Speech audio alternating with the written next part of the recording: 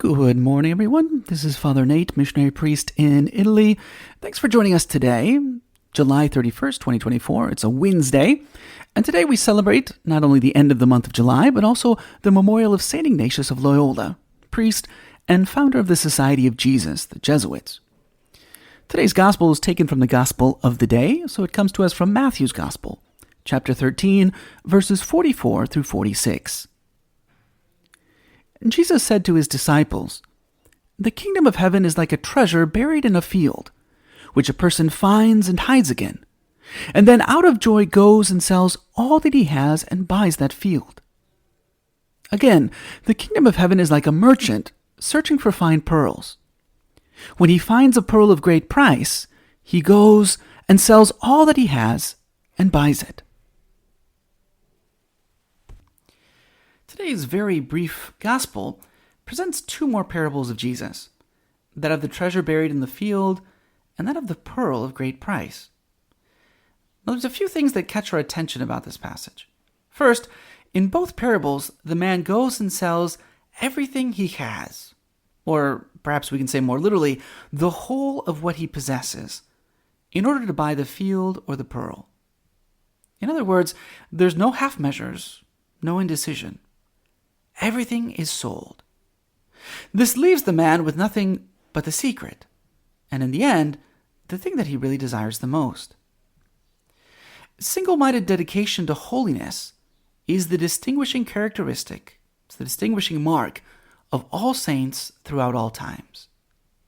No matter what they were called to do specifically in their lives, be it married person, priest, religious, martyr, whatever, each and every one of them had a firm resolve to be holy. As one author said, saints are not born out of the blue.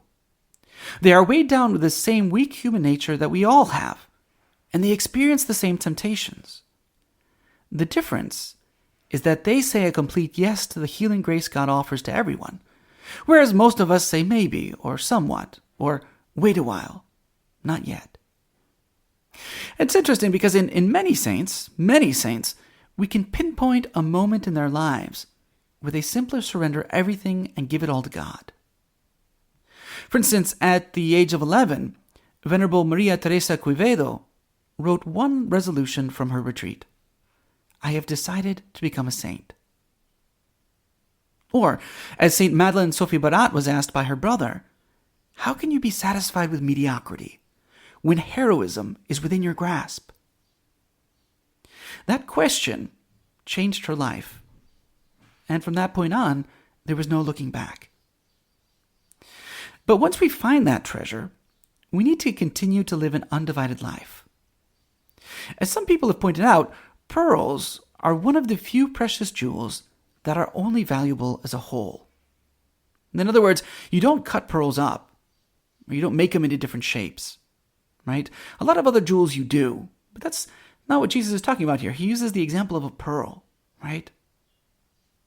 The gifts of finding our faith, the gifts of our vocation, they can't be cut up and made into something different. If we try to do that in the very changing, we lose the great thing we've found. Of course, the best way to continue constantly on the path to holiness is to stay close to the sacraments, but also to be faithful to making a daily examination of conscience. Likewise, both of the finders in today's gospel were overwhelmed with joy.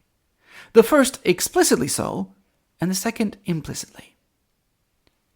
Jesus Christ and our lives following him are to be a constant source of joy. Notice that joy comes even in the moment of giving things up, since we do it in light of obtaining a treasure. So too then, should our joy be on the account of the knowledge that we're doing God's will. So today, let's ask the intercession of Mary, Mother of all vocations, for the grace to constantly seek after holiness, and to never let the flame of our love for God be extinguished.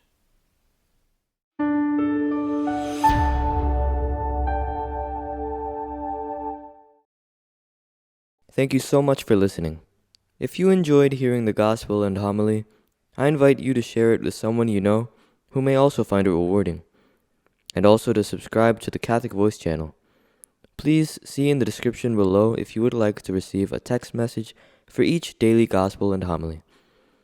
Please also keep our missionary priests throughout the world in your prayers. Thank you, and God bless.